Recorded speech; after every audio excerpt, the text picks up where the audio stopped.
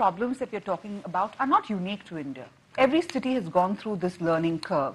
Are there things that we can do right from other cities? And the problem in India is that we are running against time because the process is far faster than our attempts or ability to deal with it. Correct. What can we glean from what others have done? How can we quicken the pace?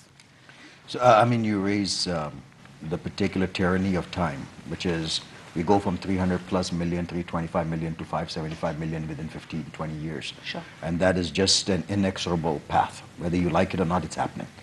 So just to back up, because I think you heard the thematic points here and therein lies the answer. First one is urbanization is not because people in rural areas suddenly has the desire to move to cities. It's because of lack of urban services in rural areas, whether it's education, healthcare, jobs, and culture. So they come into a city expecting to get at least a margin of that. That's the first. The second one is the point that both Pradeep and Amitabh raised, which is where technology comes in and some of the lessons that we have learned from elsewhere, which is why would you, say for example, traffic management, you've said, building bridges and roads. Ask a different question. Why is there traffic? And you find that a lot of inner city traffic is maybe because of access to government services. Well, is there a way to take technology to a different part of the country, different part of the region, different part of the city, so that you don't have to drive in? And you change the dynamics, and that is what we've done in Amsterdam. So a lesson from Amsterdam is to say, don't build more bridges, because you build more roads, more cars will come. So you actually ask the question, can I take work elsewhere? Can I get people to go and do it in a digital format? The third one is what you said, something else, which is doctors.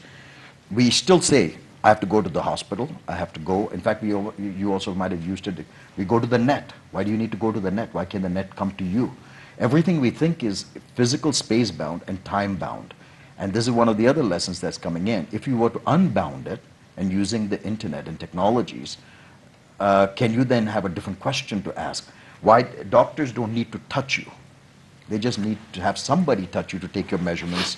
So why not use a virtual ability to connect you so the doctors get high quality definitional video and documentation. So that is another example that is coming from other parts of the world that says maybe we should not be moving people, we should be having digital technologies that allow you to do things. And the last one, which I think is an important one, and we have to explicitly address that in Indian context, a lesson that we have to learn is that most cities have transformed themselves either through revitalization, whether it's Boston or Chicago or any other places in Europe, is because of mayors. Mayors as chief executives have an obligation to change the life of the citizens inside that little city that they manage. Our challenge here is trying to figure out not whether you have the technology to get it done, because I think today we may be able to do it, notwithstanding the challenges. Whether we have the political ability to get things done, and whether we have the business model overlaying it.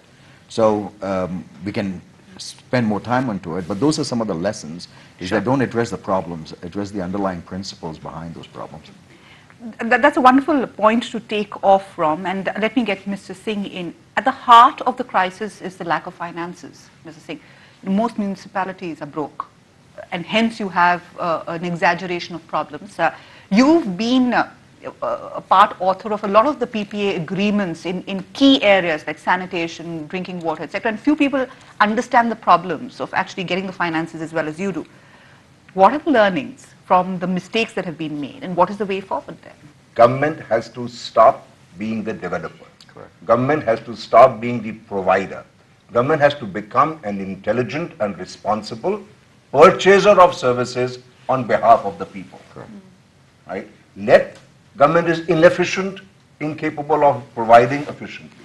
But government can be a very good regulator. The government can be a very good planner.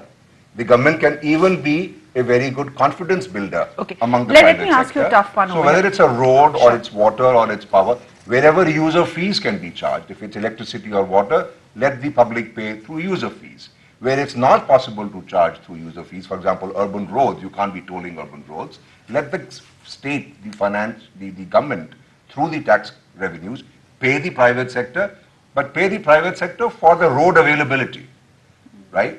Government is not going to create the asset called road. Government is going to say, I'm going to get the private sector to come in and provide transportation facilities. And I will pay based on performance and have competition. Amitabh, is this a formula that you can use in the new cities? For example, you keep talking about the trunk infrastructure, the issue of sanitation, of clean drinking water, which is not the most logical area to attract private investment because they don't naturally flow in there.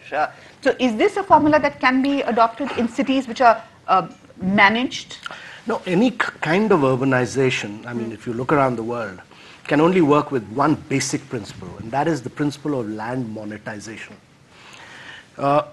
You know, if you're not able to monetize land values, it will be very difficult to urbanize India.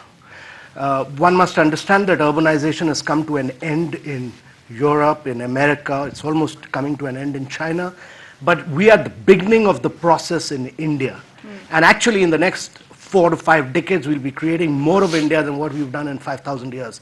And therefore, it's very important to depoliticize land. That's the key to my mind. Why is land monetization so significant? Because, what do you mean by that?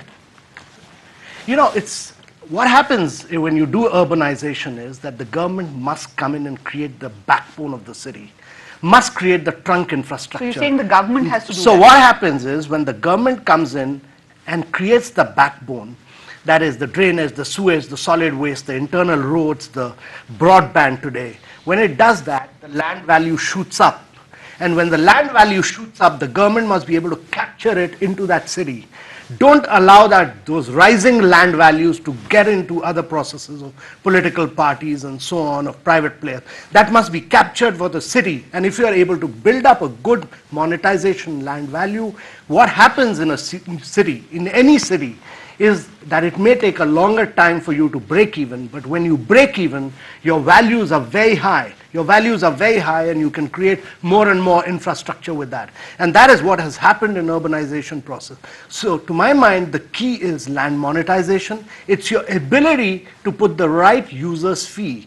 It's not, and to my mind, it's not about creating more and more infrastructure alone. It's the more road you make, Anil made a very good point, the more roads you'll make, the more cars you'll have, the more blockades you'll have. It's about intelligent urbanization. It's about bringing technology to manage what you've created. And if you're able to put the right values, capture those users' charges, put them back into the city, use technology to drive this process of urbanization in a very smart, intelligent manner, therefore you will have efficiency into your urbanization process.